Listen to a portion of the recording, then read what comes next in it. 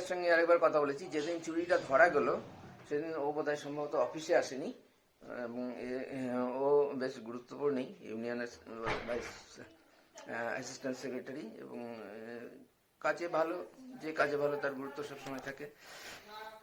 তো ওকে জানাতে চেয়েছিলাম, যেহেতু ও অ্যাক্টিভ ছিল সবচেয়ে বেশি কাছে এই বিষয়টাতে এবং ফুটেজ জোগাড় করার বিষয়টাতে, সেই জন্য তাকে জানার জন্য ফোন করে। হ্যাঁ বলেন। তোমাকে তো সেদিন বলাই হয়নি বোধহয়। না বলা হয়নি তো। না, তুমি খবরটা পেয়েছো যে আইডেন্টিফাই টাকাটা চুরি করে নিয়েছে, ট্রেনে নিয়ে বলবি। আচ্ছা, ওদিন অনেক কেস হয়েছে। আমি একদম ক্লিয়ার, আমরা খুঁজছিলাম তো যে টাকাটা জমা দেয়নি, এটা খুঁজবো তো, ওই জন্য ট্রেটা দরকার ছিল। ও তো ওটা তৃতীয় দিন রাত্রি হচ্ছে, আমি খুঁজতে খুঁজতে খুঁজতে সমানের স্ক্রিনশট প্রত্যেকটা মোমেন্টের নিচ্ছি, এ করতে করতে টাকাটা বের করে নিচ্ছে। আচ্ছা, ওদিন গিয়ে ক্যাশে টনমে সবাইকে দেখালাম, তারপরে কাজ শুরু করেছিলাম ধন্যবাদ।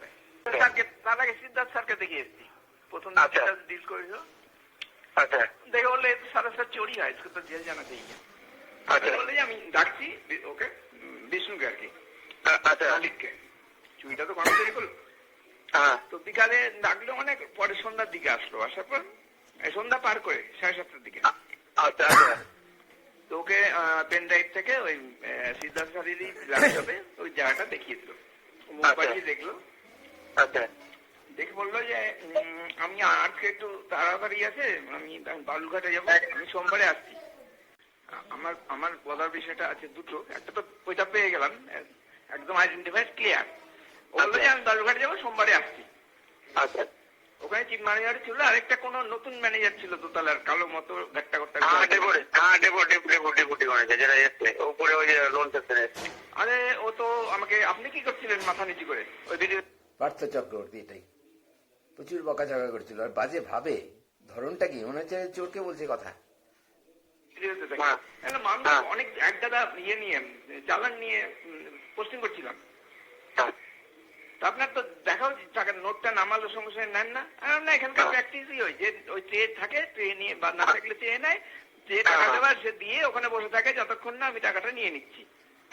আর ওই টাকাটাও বোর্ডের ছেলেটা এসে নিয়ে গেছিল, ও ফ্রি হয়ে গেছিল বলে, ও কখন লুজ নয়।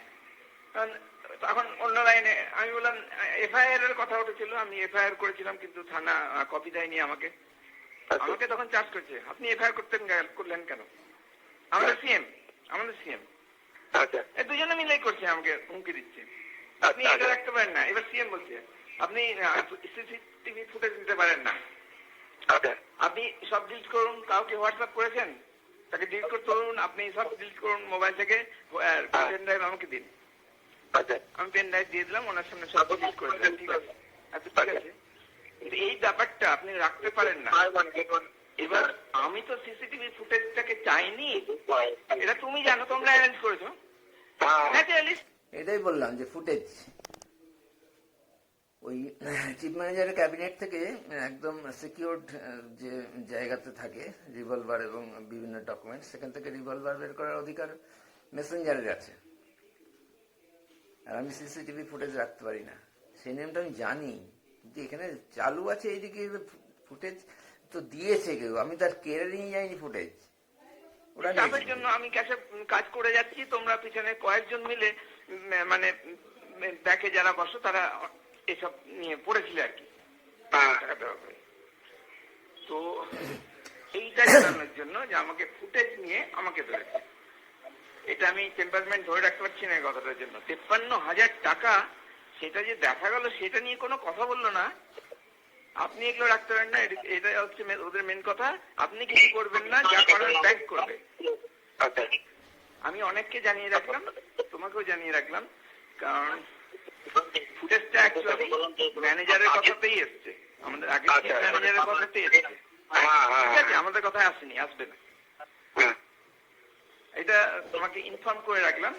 আর দেখা যখন গেছে টাকা তো পাওয়া যাবে, টাকাটা বড় টাকা নিয়ে তো আমি চিন্তিতই ছিলাম না। আমার মুখ থেকে কখনো দেখেছো যে আমি অফিসে আছে, পেন ড্রাইভ আছে, পেন ড্রাইভটা ফিরে চাইবো, আপনি হয় ডিলিট করে নিন, নাহলে আপনার এতে নিয়ে নিন, পেন ড্রাইভ বাজেয়াপ্ত করবেন না, পেন ড্রাইভ আমাকে দিয়ে দিন। আর পেন ড্রাইভ সিসিটিভি ফুটেজ নেওয়ার জন্য যদি আপনার মনে হয় যে ইলিগাল কিছু করেছি, আপনি লিগাল প্রসিডিং শুরু করে দিন। আচ্ছা হুম। তাড়াতাড়ি কনফেস করে নেবো কেন করেছি 53,000 টাকা ব্যাংক থেকে কোনো ইনভেস্ট পাইনি। ঠিক আছে আমি ইনভেস্ট থেকে তার ব্যাংক কি করছে না ব্যাংক বুঝবে না কি এবার কি করছে যখন বলছে তার ব্যাংকের রুলসে যাবো ওরা ইনভেস্ট থেকে কি করবে নাকি? কিছু তো করেনি, কই করেছে? গত শুক্রবার ঘটে, ঘটনা ঘটেছে 5 তারিখে, তাই না? হ্যাঁ না 5 তারিখে ঘটেছে মানে এই ম্যানেজার কি যেটা বললো হ্যাঁ, ও তো আশা করছি কালকে কালকে প্রসেস শুরু করবে দেখা যাক। সেটাই বলছি ও উত্তেজিত হয়ে গেছে, তখন কিন্তু আমার ফেভারে ও উত্তেজিত হয়েছে। কখন পাল্টি খেলো সবাই মিলে এগুলো আমার কাছে রহস্য এবং খুবই অপ্রত্যাশিত এবং অস্বাভাবিক। এটা হওয়ার উচিতই না।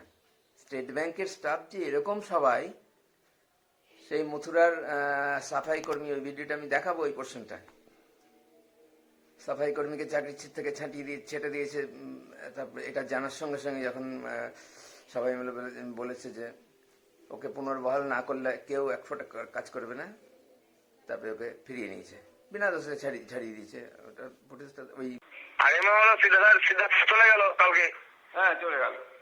ও একটু চেষ্টা চাপ নাই চাপ নাই আমি আমি আমি ছাড়বো না সিএম আছে কি আছে অর্ডার নাই মানে তখন তার মেন্টালিটি কি ছিল? অ্যাসিস্ট্যান্ট সেক্রেটারি, সিএম আছে তো কি আছে, ছাড়বো না, ন্যাচারালি এটাই স্বাভাবিক।